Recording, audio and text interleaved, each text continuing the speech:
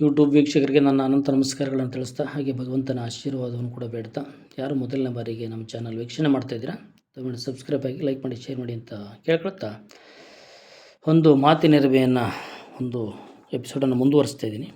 ಹಾಗೆ ಹಿಂದಿನ ಒಂದು ಎಪಿಸೋಡನ್ನು ನೆನಪು ಮಾಡುತ್ತೆ ಮುಂದುವರಿಸ್ತೀನಿ. ಏನು ಮಾತು ಜಾರಿದರೆ ಮುತ್ತು ಒಡೆದರೆ ಹಿಂದಕ್ಕೆ ಪಡೆಯಲಾರವು ಅನ್ನೋ ಒಂದು ಮಾತನ್ನು ಹೇಳಿದ್ದೆ, ಹೌದಾ? ಈಗ ಮುಂದುವರೆದ ಭಾಗವಾಗಿ ಮುಂದೆ ಹೋಗೋಣ. ಒಬ್ಬರು ಮಾತನಾಡುತ್ತಿರುವ ವಿಷಯವೇ ಒಂದು, ನೀವು ಕೇಳುವ ಪ್ರಶ್ನೆಯೇ ಒಂದು. ಆದರೆ ನಿಮ್ಮ ಬಗ್ಗೆ ಇತರರಿಗೆ ಕ್ಷುಲ್ಲಕ ಭಾವನೆ ಬರುತ್ತದೆ. ನೋಡಿ, ಅವ್ರು ಕೇಳ್ತಾ ಇರೋದೇ, ಮಾತಾಡ್ತಾ ಇರೋ ವಿಷಯನೇ ಬೇರೆ, ನೀನು ಕೇಳೋ ಪ್ರಶ್ನೆನೇ ಒಂದು ಅಂತ ಹೇಳ್ತಾರೆ. ಹಾಗೇನಾಗುತ್ತೆ, ನಿಮ್ಮ ಬಗ್ಗೆ ಕೇವಲವಾಗುತ್ತೆ, ಕ್ಷುಲ್ಲಕ ಭಾವನೆ ಬರುತ್ತದೆ ಅಂತ ಹೇಳ್ತಾರೆ. ಅದಕ್ಕೆ ಸರಿಯಾದ ಸೂಕ್ತ ಪ್ರಶ್ನೆಗಳನ್ನು ಕೇಳುವುದರಿಂದ ಉತ್ತರಿಸುವವರು ಕ್ರಮಬದ್ಧವಾಗಿ ವಿಷಯವನ್ನು ವಿವರಿಸಬೇಕಾಗುತ್ತದೆ. ನೋಡಿ, ನೀನು ಏನು ಯಾವುದಕ್ಕೆ ಸಂಬಂಧಪಟ್ಟದಿದೆ ಅದರ ಬಗ್ಗೆನೇ ನೀನು ಪ್ರಶ್ನೆಗಳನ್ನು ಕೇಳುವುದರಿಂದ ಉತ್ತರಿಸುವವರು ಕ್ರಮಬದ್ಧವಾಗಿ ವಿಷಯವನ್ನು ವಿವರಿಸಬೇಕಾಗುತ್ತದೆ.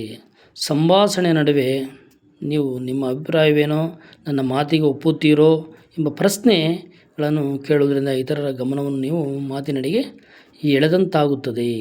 ಗೊತ್ತಾಯ್ತಾ? ಏನು ಹೇಳ್ತೀರಾ? ನನ್ನ ಮಾತಿಗೆ ಒಪ್ತೀರಾ ಎಂಬ ಪ್ರಶ್ನೆಗಳನ್ನು ಕೇಳುವುದರಿಂದ ಇತರರ ಗಮನ ನಿಮ್ಮ ಮಾತಿನಡೆಗೆ ಎಳೆದಂತಾಗುತ್ತದೆ ಮತ್ತು ಅವರ ಅಭಿಪ್ರಾಯವನ್ನು ತಿಳಿದಂತಾಗುತ್ತೆ. ಅವರ ಅಭಿಪ್ರಾಯ ತಿಳ್ಕೊಬೋದು. ನೀವು ಕೇಳಿದಾಗ ಏನಪ್ಪ, ನಮ್ಮ ಅದು ಒಪ್ತಿದೆಯಾ, ನಿಮ್ಗೆ ಒಪ್ಪಿಗೆ ಇದೆ, ಇಷ್ಟ ಇದೆಯಾ ಅಂತ ಕೇಳಿದಾಗ ಏನಾಗುತ್ತೆ, ಅವರು ಕೆಲವು ಅಭಿಪ್ರಾಯ ವ್ಯಕ್ತಪಡಿಸ್ಬಿಡ್ತಾರೆ. ಇಲ್ಲ, ನೀವು ಹೇಳೋದು ಸರಿ ತಪ್ಪು, ಜನಗಳೇನು ಇವತ್ತೆಲ್ಲ ನೇರವಾಗಿ ಹೇಳ್ಬಿಡ್ತಾರೆ. ಇದನ್ನು ವ್ಯಕ್ತಪಡಿಸ್ಬೇಕು ಅಂತ ಹೇಳ್ತಾನೆ. ಹಾಗೆ ಗೆಳೆಯರೊಂದಿಗೆ ವಾದಿಸಬೇಡ ಎಂದಿದ್ದಾನೆ ಬುದ್ಧ. ನೋಡು ಏನಂತ ಹೇಳ್ತಾನೆ, ಗೆಳೆಯನೊಂದಿಗೆ ವಾದಿಸಬೇಡ ಎಂದಿದ್ದಾನೆ ಬುದ್ಧ. ಇದರ ಸಾರಾಂಶ ಇಷ್ಟೇ: ನೀವು ಒಬ್ಬರ ಅಭಿಪ್ರಾಯವನ್ನು ಒಪ್ಪದೆ ಅದಕ್ಕೆ ಅಸಮ್ಮತಿ ಸೂಚಿಸಬೇಕಿದ್ದರೆ ಅದು ಕಟುವಾಗಿದ್ದು ಅವರ ಮನಸ್ಸಿಗೆ ನೋವಾಗದಂತಿರಬಾರದು. ನೋಡಿ, ನೀನೇನೇ ವಿರೋಧ ಮಾಡಬೇಕು, ಏನೇ ಮಾಡಬೇಕು ಅಂದರೂ ಅದು ಏನಾಗಿದ್ದು ಏನೋ ಅವ್ರಿಗೆ ವಿರೋಧ ಅಸಮ್ಮತಿನ ಸೂಚಿಸಬೇಕಿದ್ರೂ ಅದೇನಾಗಿದ್ದು ಕಟುವಾಗಿದ್ದು, ತುಂಬ ನಿಮಗೆ ವಿರೋಧವಾಗಿರ್ಬೇಕು, ಅದು ನೀವು ಸಹಿಸ್ಕೊಳ್ಳೋಕ್ಕೆ ಆಗಲ್ಲ ಅಂಥದ್ದಾಗಿರ್ಬೇಕು, ಕಟುವಾಗಿರಬೇಕು. ಅದರ ಮನಸ್ಸಿಗೆ ನೋವಾಗುವಂತಿರಬಾರ್ದು. ನೀನು ಹೇಳಬೇಕಾದ್ದು ಏನಾಗಿರಬೇಕು, ಅವ್ರು ಹೇಳಬೇಕು, ಆದರೆ ಏನಾಗಬೇಕು, ಅವ್ರ ಮನಸ್ಸಿಗೆ ನೋವಾಗಬಾರ್ದು ಅಂತ ಹೇಳ್ತಾನೆ. ಎಷ್ಟೇನೇನು ಕಟುವಾಗಿದೆ, ಎಂಥ ನೀನು ಅದನ್ನು ಅಸಮ್ಮತಿ ಸೂಚಿಸಬೇಕಿದ್ದರೂ ಅದು ಕಟುವಾಗಿದ್ದು ಅದರ ಬಗ್ಗೆ ಮನಸ್ಸಿಗೆ ನೋವಾಗದಂತಿರಬಾರದು, ಕಟುವಾಗಿ ವಿರೋಧಿಸಬಾರದು. ಕಟುವಾಗಿ ನೋಡಿ ಏನಂತ ಹೇಳ್ತಾನೆ, ನೀನು ಏನೇ ಇರಲಿ, ಎಷ್ಟೇ ಕೆಟ್ಟದ್ದಾಗಿರಲಿ, ಏನಾಗಲಿ, ನೀ ಏನೇ ವಿರೋಧ ಮಾಡಬೇಕಾದ್ರೂ ಏನಂತ ಹೇಳ್ತಾನೆ, ಕಟುವಾಗಿ ವಿರೋಧಿಸಬಾರದು ಅಂತ ಹೇಳ್ತಾನೆ. ಎಂದರೆ ಅವರು ಹೇಳಿದ್ದನ್ನೆಲ್ಲ ಒಪ್ಪಬೇಕೆಂದೇನಲ್ಲ. ನಿಮ್ಮ ಅಸಮ್ಮತಿಯನ್ನು, ಅಭಿಪ್ರಾಯವನ್ನು ಶಾಂತವಾಗಿ ನಯವಾಗಿ ತಿಳಿಸುವುದರಿಂದ ಕೇಳುವವರಿಗೆ ಅದರ ಮನವರಿಕೆಯಾಗುತ್ತದೆ ಅಂತ ಹೇಳ್ತಾರೆ. ನೀನು ಕಟುವಾಗಿ ನೀನೇನೋ ಅವ್ರಿಗೆ ಅಸಮ್ಮತಿ ಆಗುತ್ತೆ, ತಕ್ಷಣ ನೀನು ಅಲ್ಲಲ್ಲೇ ವಾಪಸ್ಸು ಗುಂಡು ಹೊಡೆದಂಗೆ ಹೇಳ್ಬಿಡೋದಲ್ಲ, ಹಂಗೆ ಹೇಳೋಕೆ ಹೋಗ್ಬೇಡ ಅಂತ ಹೇಳ್ತಾನೆ. ಏನು ಹೇಳ್ತಾನೆ, ವಿರೋಧಿಸ್ಬೇಡ, ತಕ್ಷಣ ಇದು ಮಾಡಬೇಡ. ಆದರೆ ಏನು ಮಾಡ್ತಾನೆ, ನಯವಾಗಿ ವಿನಯವಾಗಿ ಕೇಳು. ಫಸ್ಟ್ ಕೇಳು, ಅವನು ಏನು ಹೇಳ್ತಾನೆ ಕೇಳು, ಪೂರ್ತಿಯಾಗಿ ಕೇಳು, ನಯವಾಗಿ ಕೇಳು. ನಿಮ್ಮ ಅಸಮ್ಮತಿ ಅಭಿಪ್ರಾಯವನ್ನು ಏನು ಮಾಡ್ತಾನೆ, ಶಾಂತವಾಗಿ ನಯವಾಗಿ ತಿಳಿಸೋದ್ರಿಂದ ಕೇಳುವವರಿಗೆ ಅದರ ಮನವರಿಕೆಯಾಗುತ್ತದೆ. ನೀನೇನು ಗೊತ್ತಾ, ನೀನೇನು ತಿಳಿಸ್ತೀಯ ಅದೆಲ್ಲ ಅವರು ಪೂರ್ತಿಯಾಗಿ ಕೇಳಿಬಿಟ್ಟು ಆಮೇಲೆ ನೀನು ತಿಳುವಳಿಕೆಯನ್ನು ನಿಧಾನ ಕೇಳಪ್ಪ, ನಯವಾಗಿ ವಿನಯಗಳು, ತಕ್ಷಣ ವಿರೋಧ ಮಾಡೋದಲ್ಲ. ಯಾಕೆಂದ್ರೆ ಪೂರ್ತಿ ಹೇಳೋಕ್ಕೆ ಬಿಟ್ಟಿರಲ್ಲ, ಅವನೇನು ಪೂರ್ತಿ ವಿಷಯನ ಮಾತಾಡೋಕ್ಕೆ ಬಿಟ್ಟಿರಲ್ಲ. ಮಧ್ಯೆ ಎದ್ಬಿಟ್ಟು ಬೇಡ ಅಂತ ಹೇಳೋಕೋಬೇಡ, ಅಸಮ್ಮತಿ ಸೂಚಿಸಬೇಡ, ಕಠೋರವಾಗಿ ವಿರೋಧಿಸಬೇಡ, ಮನಸ್ಸಿಗೆ ನೋವಾಗೋ ರೀತಿ ನಡ್ಕೋಬೇಡ ಅನ್ನೋದನ್ನು ಹೇಳ್ತಾನೆ. ಅಂದರೆ ನೀನು ಏನೇನಾದ್ರು ಹೇಳಬೇಕು ಅಂತಿದ್ರೆ, ಅಸಮ್ಮತಿ ಸೂಚಿಸ್ಬೇಕಂತಿದ್ರೆ, ಅಭಿಪ್ರಾಯನ ವ್ಯಕ್ತಪಡಿಸ್ಬೇಕಂತಿದ್ರೆ ಏನಂತ ಹೇಳು, ನಿಧಾನವಾಗಿ ಹೇಳು, ನಯವಾಗಿ ಹೇಳು, ಎಲ್ಲ ಕೇಳಾದ್ಮೇಲೆ ಹೇಳು. ಏನು ಅಸಮ್ಮತಿ ಅಭಿಪ್ರಾಯವನ್ನು ಶಾಂತವಾಗಿ ನಯವಾಗಿ ತಿಳಿಸುವುದರಿಂದ ಕೇಳುವವರಿಗೂ ಅದರ ಮನವರಿಕೆಯಾಗುತ್ತದೆ ಅಂತ ಹೇಳ್ತಾರೆ. ಕೆಲವರಂತೂ ಕೂಗಾಡುತ್ತಾ ವಿಚಿತ್ರ ಹಾವಭಾವಗಳನ್ನು ವ್ಯಕ್ತಪಡಿಸುತ್ತಾ ಮೇಜುಗುದ್ದುತ್ತಾ ತಮ್ಮ ವಿರೋಧ ವ್ಯಕ್ತಪಡಿಸುತ್ತಾರೆ. ಗೊತ್ತಲ್ಲ, ನೋಡಿದಿರಲ್ಲ, ಕೆಲವೆಲ್ಲ ಆಫೀಸಲ್ಲಿದ್ದು ಹೊರಗಡೆ ಎಲ್ಲರೂ ಹೋದಾಗ ಏನು ಮಾಡ್ತಾರೆ, ಕೂಗಾಡೋದು, ವಿಚಿತ್ರವಾಗಿ ಹಾರಾಡೋದು, ಇದು ಮಾಡೋದು, ಆಯಿತಾ, ಜೋರು ಕೂಗಾಡೋದು. ಯಾವಾಗ ನಾವು ಮಾಡ್ತೀವಿ ಅಂದಾಗ ನಮ್ಮಲ್ಲಿ ತಪ್ಪಿದ್ದಾಗ ಇವೆಲ್ಲ ಬರ್ತವೆ. ಆಮೇಲೆ ಸಿಟ್ಟು ಮನುಷ್ಯನಿಗೆ ಸಿಟ್ಟಿದ್ದೇ ಇರ್ತದೆ, ಪ್ರತಿಯೊಬ್ಬರಿಗೂ ಸಿಟ್ಟಿರ್ತದೆ. ಆದರೆ ಅದೇ ನಮಗೆ ಕೆಲವು ಟೈಮ್ ಮುಳುವಾಗ್ತದೆ. ಅದಕ್ಕೆ ಸಿಟ್ಟು ಎಷ್ಟು ನಿಯಂತ್ರಣದಲ್ಲಿ ಇಟ್ಕೊಂಡ್ರೆ ಅಷ್ಟೇ ಒಳ್ಳೆಯದು. ಎಲ್ಲರೂ, ನಾವು ನೀವು ಎಲ್ಲರೂ ಮನುಷ್ಯರೇ ಅಲ್ವಾ, ಎಲ್ಲರೂ ಎಷ್ಟು ನಿಯಂತ್ರಣ ಇಟ್ಕೊಂಡ್ರೆ ಅಷ್ಟು ಒಳ್ಳೆಯದು ಅನ್ನೋದನ್ನು ಹೇಳ್ತಾ ಹೋಗೋಣ. ಕೆಲವರದ್ದು ಕೂಗಾಡ್ತಾ ವಿಚಿತ್ರ ಹಾವಭಾವಗಳನ್ನು ವ್ಯಕ್ತಪಡಿಸುತ್ತಾ ಮೇಜು ಗುದ್ದುತ್ತಾ ತಮ್ಮ ವಿರೋಧ ವ್ಯಕ್ತಪಡಿಸುತ್ತಾರೆ. ಇದರಿಂದ ಕೇಳುವವರಿಗೆ ಬೇಸರ, ತಿರಸ್ಕಾರ ಉಂಟಾಗುತ್ತೆ. ನೀನು ಯಾವಾಗ ಆ ಥರ ಎಲ್ಲ ಮಾಡುತ್ತೆ ಕೇಳೋರಿಗೆ ಏನಾಗುತ್ತೆ, ಬೇಸರ ಆಗ್ಬಿಡುತ್ತೆ, ನೋವು ಉಂಟಾಗುತ್ತೆ.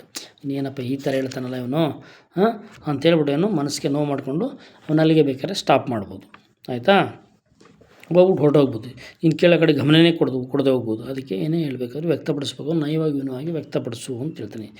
ಎಷ್ಟೋ ಬಾರಿ ಅನುಭವಿಗಳು ನಮಗಿಂತ ಕಿರಿಯರು ನಮಗಿಷ್ಟ ಇಲ್ಲದ ವಿಷಯದ ಬಗ್ಗೆ ಮಾತನಾಡುತ್ತಿರಬಹುದು. ಈಗ ನಮಗೆ ಕಿರಿಯರು ಇರ್ತಾರಲ್ಲ, ನಮ್ಗೆ ಇಷ್ಟ ಇಲ್ಲದ ಬಗ್ಗೆ ವಿಷಯ ಬಗ್ಗೆ ಮಾತಾಡ್ತಿರ್ಬೋದು. ಆಗ ಕೂಡಲೇ ನಮ್ಮ ಅಸಹನೆಯನ್ನು ವ್ಯಕ್ತಪಡಿಸುವುದು ಸೌಜನ್ಯದ ಲಕ್ಷಣವಲ್ಲ. ಅವ್ರು ಏನೇ ಚಿಕ್ಕ ಮಕ್ಕಳು, ಚಿಕ್ಕವ್ರು, ನಮಗೆ ಚಿಕ್ಕವ್ರು ಮಾತಾಡ್ತಿದ್ದಾಗೆ ಅಂದರೆ ತಕ್ಷಣ ಅಸಹನೆಯನ್ನು ವ್ಯಕ್ತಪಡಿಸ್ಬೇಡ. ಅದು ಏನಂತ ಹೇಳ್ತಾನೆ, ಸೌಜನ್ಯದ ಲಕ್ಷಣವಲ್ಲ. ಅಂಥ ಸಂದರ್ಭದಲ್ಲಿ ಅವರ ಮಾತಿನ ಅನಂತರ ಅವರಿಗೆ ಮಾತಿನ ಕಲೆಯ ಬಗ್ಗೆ ತಿಳುವಳಿಕೆ ನೀಡಿದರೆ ಅವರೆಂದಿಗೂ ನಿಮ್ಮನ್ನು ಮರೆಯಲಾರರು. ನೋಡಿ, ಅವ್ರು ಹೇಳ್ತಾರೆ, ಅವ್ರು ಏನು ತಪ್ಪು ಮಾಡಿರ್ತಾರೆ, ಏನು ಮಾಡಿರ್ತಾರೆ ನೀನು ಕೇಳಿಸ್ಕೊ. ಚಿಕ್ಕವರು, ನಿನ್ನ ಕಿರಿಯವರು ಏನು ತಿಳಿದಿಲ್ಲ ಅಂತ ಹೇಳ್ಬಿಟ್ಟು ಎಲ್ಲ ನೀವು ವಿರೋಧ ಮಾಡಿಬಿಟ್ಟು ಮಾಡೋಕ್ಕೆ ಹೋಗ್ಬೇಡ. ಕೇಳಿಸ್ಕೊಂಡು ನಂತರ ಅವ್ರಿಗೆ ಏನು ಹೇಳು, ತಿಳುವಳಿಕೆ ಹೇಳು. ಆ ಕಲೆ ಮಾತಿನ ಬಗ್ಗೆ ತಿಳುವಳಿಕೆ ನೀಡಿದರೆ ಅವ್ರು ಏನಂತ, ಅವ್ರು ಎಂದಿಗೂ ನಿಮ್ಮನ್ನು ಮರೆಯಲಾರರು ಅಂತ ಹೇಳ್ತಾನೆ. ಎಂದಿಗೂ ಕೂಡ ನಿಮ್ಮ ಮರೆಯಲಾರರು ಅಂತ ಹೇಳ್ತಾನೆ. ಆಯಿತಾ, ಸಂಭಾಷಣೆಯಲ್ಲಿ ಬೇರೆಯವರು ಹೇಳಿದ್ದು ನಿಮ್ಮ ಒಪ್ಪಿಗೆಯಾದರೆ ನಿಮ್ಮ ಅಭಿಪ್ರಾಯ ಚೆನ್ನಾಗಿದೆ, ನೀವು ಹೇಳುವುದನ್ನು ನಾನು ಒಪ್ಪುತ್ತೇನೆ ಮುಂತಾದ ರೀತಿಯಲ್ಲಿ ಸಂತೋಷ ವ್ಯಕ್ತಪಡಿಸಿ ಪ್ರಸ್ತಾಪಿಸಿದಾಗ ಅವರಿಗೂ ಸಂತೋಷವಾಗ್ತದೆ. ಏನು ಹೇಳ್ತಾನೆ, ಯಾರಿಗೇ ಆಗಲಿ ನಿಮ್ಮ ವಿಚಾರಗಳನ್ನು ಹೇಳಿದಾಗ ನಮ್ಗೆ ಒಪ್ಪಿಗೆ ಆಯಿತು, ಇದಾಯಿತು ಅಂದರೆ ವಿಷಯ ಕರೆಕ್ಟಾಗಿದೆ ಏನಂತ ಹೇಳಿದಾಗ, ಆಯ್ತಪ್ಪ ನೀನು ಹೇಳ್ತಾ ಇರೋದೆಲ್ಲ ಕರೆಕ್ಟಾಗಿದೆ, ನಿಜವಾಗಿದೆ, ನಿನ್ನ ಮಾತನ್ನು ಒಪ್ತೀನಪ್ಪ, ಮುಂದುವರೆದಲ್ಲಿ ಸಂತೋಷ ಆಗ್ತದೆ, ನೀವು ಹೇಳಿದಾಗ ಚೆನ್ನಾಗಿದೆ, ನೀವು ಹೇಳೋ ವಿಷಯ ಅಂತ ಎಲ್ಲ ಹೇಳಿದಾಗ ಮಾಡಿದಾಗ ಏನಾಗುತ್ತೆ, ಅವರ ಒಂದು ಅಭಿಪ್ರಾಯವನ್ನು ವ್ಯಕ್ತಪಡಿಸಿದಾಗ ಅವರು ಖುಷಿ ಪಡ್ತಾರೆ. ಹೌದಾ, ಅವರು ಇನ್ನೂ ಸ್ವಲ್ಪ ಹೆಚ್ಚಿನ ವಿಷಯಗಳನ್ನು ಹೇಳೋಕ್ಕೆ ಇಷ್ಟಪಡ್ತಾರೆ. ಆಯಿತಾ, ಸಂತೋಷ ವ್ಯಕ್ತಪಡಿಸಿ ಪ್ರಶಂಸಿದಾಗ ಅವರಿಗೂ ಕೂಡ ಸಂತೋಷವಾಗುತ್ತದೆ. ಅವ್ರಿಗೂ ಏನಾಗ್ತದೆ, ಯಾರೇ ನೀವು ಹೇಳುವುದನ್ನು ನಾನು ಒಪ್ಪುತ್ತೇನೆ ಮುಂತಾದ ರೀತಿಯಲ್ಲಿ ಸಂತೋಷ ವ್ಯಕ್ತಪಡಿಸಿ ಪ್ರಶಂಸಿಸಿದಾಗ ಅವರಿಗೂ ಕೂಡ ಸಂತೋಷ ಆಗ್ತದೆ. ಆಗ ಅವರು ಹೇಳೋದನ್ನು ಸರಿ ಇದೆಯಾ ಇಲ್ವಾ ಅಂತ ಹೇಳಿದಾಗ ಅವ್ರ ಒಪ್ಪಿಗೆ ನಮಗೂ ಇಷ್ಟ ಆಯಿತು ಅಂದರೆ ನಾವು ಹೇಳಬೇಕು, ಏನಂತ, ನೀವು ಹೇಳೋದು ನಮಗೆ ಒಪ್ಪಿಗೆ ಇದೆ, ಆಯಿತಾ, ನೀವು ಹೇಳೋದು ನಮ್ಗೆ ಒಪ್ಪಿಗೆ ಇದೆ ಅಂತ ಹೇಳ್ಬಿಟ್ಟು ಅವ್ರಿಗೆ ಹೇಳಬೇಕು. ಒಳ್ಳೆಯ ಪ್ರಶಂಸೆ ಮಾಡಿದಾಗ ಅವ್ರಿಗೂ ಕೂಡ ಒಂದು ಒಳ್ಳೆಯ ರೀತಿ ಆಗುತ್ತೆ. ಸಂಭಾಷಣೆ ಅನಂತರ ಇಂದು ಒಳ್ಳೆಯ ರೀತಿಯಲ್ಲಿ ಕಾಲ ಕಳೆಯಿತು, ನಿಮ್ಮೊಂದಿಗೆ ಸಮಯ ಸದುಪಯೋಗವಾಯಿತು ಎಂದೆಲ್ಲ ಹೇಳುವುದರಿಂದ ಸಂತೋಷದ ವಾತಾವರಣದೊಂದಿಗೆ ವಿದಾಯ ಹೇಳ್ಬೋದು. ಅವ್ರಿಗೆ ಹೇಳ್ಬೋದು, ನೀವೆಲ್ಲ ನೋಡಪ್ಪ, ನೀವೆಲ್ಲ ನಿಮ್ಮ ಜೊತೆಲಿ ಕಳೆದದ್ದು ನಮ್ಗೆ ಸಮಯನೇ ಗೊತ್ತಾಗಿಲ್ಲ, ನೀವು ಏನೇನು ವಿಷಯ ಹೇಳಿದ್ರಿ ನಮ್ಗೆ ಅದು ಗೊತ್ತಾಗಿಲ್ಲ, ಭಾಳ ಚೆನ್ನಾಗಿತ್ತು ವಿಷಯ ಅಂತೆಲ್ಲ ವ್ಯಕ್ತಪಡಿಸಿගෙන ಅವರು ಖುಷಿ ಪಡ್ತಾರೆ ಮಾಡ್ತಾರೆ. ಆಗ ಇವಿಷ್ಟೇ ಅಲ್ಲದೆ ಮಾತಾಡುವಾಗ ಬಾಯಿಯ ಬಳಿ ಬಟ್ಟೆ ಅಥವಾ ಕೈ ಇಟ್ಟುಕೊಳ್ಳುವುದು, ಏನಾದರೂ ತಿನ್ನುತ್ತಾ ಮಾತಾಡೋದು, ಎಲ್ಲೋ ನೋಡಿಕೊಂಡು ಮಾತಾಡೋದು, ತಲೆ ತಗ್ಗಿಸಿಕೊಂಡಿರುವುದು, ಇವೆಲ್ಲವನ್ನು ಮಾಡುವುದರಿಂದ ಬೇರೆಯವರ ಗಮನವನ್ನು ನೀವು ಮಾತಿನಡೆಗೆ ಸೆಳೆಯಲಾರಿರಿ. ನೋಡಿ ಹೇಳ್ತಾನೆ, ನೀವೇನೋ ಮಾತಾಡ್ತಾ ಇರ್ತೀರ, ಮಾತಾಡ್ಬೇಕೇನು ಮಾಡಬೇಕು, ಬಾಯಿ ಮೇಲೆ ಬಟ್ಟೆ ಇಟ್ಕೊಳ್ಳೋದು, ತಿಂತ ಯಾರೋದು, ಎತ್ತಗೋ ನೋಡೋದು, ಏನೋ ಮಾತಾಡೋದು, ಇವೆಲ್ಲ ಮಾಡೋದು ಏನಾಗುತ್ತೆ, ಅವರನ್ನು ನೀವು ನಿಮ್ಮ ಕಡೆಗೆ ಸೆಳೆಯಲಾರಿರಿ, ಗಮನಿಸೋಕ್ಕಾಗೋದಿಲ್ಲ ಅನ್ನೋದನ್ನು ಹೇಳ್ತಾನೆ. ಅದನ್ನೇ ಇವೆಲ್ಲ ಮಾಡೋಕ್ಕೆ ಹೋಗ್ಬೇಡಿ, ಅವ್ರನ್ನ ಸೆಳೆಯೋಕ್ಕಾಗೋದಿಲ್ಲ. ಯಾರನ್ನ ಅಂದರೆ ಬೇರೆಯವ್ರನ್ನ, ಸ್ನೇಹಿತರನ್ನ ಇರ್ಬೋದು, ಪ್ರೇಕ್ಷಕರಿರ್ಬೋದು, ಸಾರ್ವಜನಿಕರು ಇರ್ಬೋದು, ಮಾತಾಡುವಾಗ ನಿಮ್ಗೆ ಕೇಳಬೇಕು ಅಂದಾಗ ನಿಮ್ಮ ಏಕಾಗ್ರತೆ ಅವ್ರ ಕಡೆ ನಿಮ್ಮನ್ನು ಅಟ್ರ್ಯಾಕ್ಟ್ ಮಾಡೋ ಶಕ್ತಿ ನಿಮ್ಮಲ್ಲಿ ಇರಬೇಕು ಅನ್ನೋದನ್ನು ಹೇಳ್ತಾನೆ. ನಿಮ್ಮ ಮನಸ್ಸಲ್ಲಿ ಇರಬೇಕು ಅಂತ ಹೇಳ್ತಾನೆ. ಒಟ್ಟಿನಲ್ಲಿ ಮಾತು ಜೀವನದ ಅತ್ಯಂತ ಮುಖ್ಯ ಅಂಗ. ನೋಡಿ ಏನು ಹೇಳ್ತಾನೆ, ಒಟ್ಟಿನಲ್ಲಿ ಮಾತು ಜೀವನದ ಅತ್ಯಂತ ಮುಖ್ಯ ಅಂಗ. ಮಾತಿನ ಕಲೆ ಅನ್ನರಿತರೆ ನೀವು ಪ್ರಪಂಚದ ಯಾವ ಭಾಗದಲ್ಲಿ ಬೇಕಾದರೂ ಹೋಗಿ ಯಶಸ್ವಿಯಾಗಿ ಜೀವಿಸುವಿರಿ.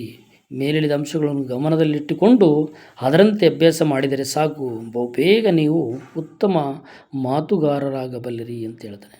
ಅಂದರೆ ನೀವು ಇಷ್ಟೆಲ್ಲ ನಾನು ಹೇಳ್ಕೊಬಂದಲ್ಲ ಎಪಿಸೋಡ್ಗಳಲ್ಲಿ, ಇಷ್ಟೆಲ್ಲ ನೀವು ಮಾಡ್ಕೊಳ್ತಾ ಹೋದರೆ ಏನಾಗ್ಬೋದು, ನೀವು ಎಲ್ಲೇ ಯಾವುದೇ ಭಾಗಕ್ಕೆ ಹೋಗಿ, ದೇಶದ ಯಾವುದೇ ಮೂಲೆಗಳಿಗೆ ಹೋಗಿ, ಎಲ್ಲೇ ಹೋಗಿ ಇಷ್ಟನ್ನು ಮಾಡಿದಾಗ ಏನು ಹೇಳುತ್ತೆ, ಅಂಶಗಳನ್ನು ಇಷ್ಟೆಲ್ಲ ಗಮನಿಸ್ಕೊಂಡು ಇಟ್ಕೊಂಡ್ರೆ ಅದರಂತೆ ಅಭ್ಯಾಸ ಮಾಡಿದರೆ ಸಾಕು, ಬಹುಬೇಗ ನೀವೇನಾಗ್ತೀರ, ಉತ್ತಮ ಮಾತುಗಾರರಾಗಬಲ್ಲಿರಿ. ಅಂದರೆ ಉತ್ತಮ ನೀವು ಮಾತುಗಾರರಾಗಬಲ್ಲಿ, ಭಾಷಣಗಾರರಾಗಬಲ್ಲರಿ, ಉಪನ್ಯಾಸ ಕೊಡ್ಬೋದು ಅನ್ನೋದನ್ನು ಹೇಳ್ತಾ ಹೋಗ್ತಾನೆ. ಇಲ್ಲಿಗೆ ಮಾತಿನ ಹಿರಿಮೆ ಅನ್ನುವ ಎಪಿಸೋಡನ್ನು ಇಲ್ಲಿವರೆಗೂ ವೀಕ್ಷಣೆ ಮಾಡಿದಂಥ ಎಲ್ಲ ನನ್ನ ಯೂಟ್ಯೂಬ್ ವೀಕ್ಷಕರಿಗೆ ನನ್ನ ಅಭಿನಂದನೆಗಳನ್ನು ಸಲ್ಲಿಸ್ತಾ ಭಗವಂತನ ಆಶೀರ್ವಾದವನ್ನು ಕೂಡ ಬೇಡ್ತಾ ದಯವಿಟ್ಟು ಸಬ್ಸ್ಕ್ರೈಬ್ ಆಗಿ. ಯಾಕೆಂದರೆ ನಾನು ಹೇಳ್ತಕ್ಕಂಥ ವಿಚಾರ ಯಾವುದೋ ಖಾಲಿ ಪೋಲಿ ಬೀದಿಲಿ ಹೋಗಿರುವಂಥ ವಿಷಯಗಳಲ್ಲ. ಯಾಕೆಂದರೆ ಈ ವಿಷಯಗಳೆಲ್ಲ ಪ್ರತಿಯೊಬ್ಬ ಯುವಜನತೆಯಲ್ಲಿ, ಅನಾಗರಿಕರಲ್ಲಿ ಯಾರು ದಾರಿ ತಪ್ಪಿದ್ದಾರೆ ಅವರೆಲ್ಲರೂ ಕೂಡ ಅಳವಡಿಸ್ಕೊಳ್ತಕ್ಕಂಥ ವಿಚಾರಗಳನ್ನು ಹೇಳ್ತಾಯಿದ್ದೀನಿ. ಅದನ್ನು ನೋಡೋದಕ್ಕೆ ನಿಮ್ಗೆ ಹಳೆ ವಿಷಯ ಅನಿಸುತ್ತೆ, ಕೇವಲ ಅನಿಸುತ್ತೆ. ಅದನ್ನು ಯಾವುದೂ ಕೇವಲ ಅಲ್ಲ, ಇದು ನಿಜ ಜೀವನದಲ್ಲಿ ನಡೀತಾ ಇರತಕ್ಕಂಥ ಸತ್ಯ ಅಂತ ಹೇಳ್ತಾ ದಯವಿಟ್ಟು ಸಬ್ಸ್ಕ್ರೈಬ್ ಆಗಿ ಅಂತ ಹೇಳ್ತಾ ಇಲ್ಲಿಗೆ ನನ್ನ 2 ಮಾತುಗಳನ್ನು ಮುಗಿಸ್ತಿದ್ದೀನಿ. ಜೈ ಹಿಂದ್, ಜೈ ಕರ್ನಾಟಕ ಮಾತೆ. Thank you.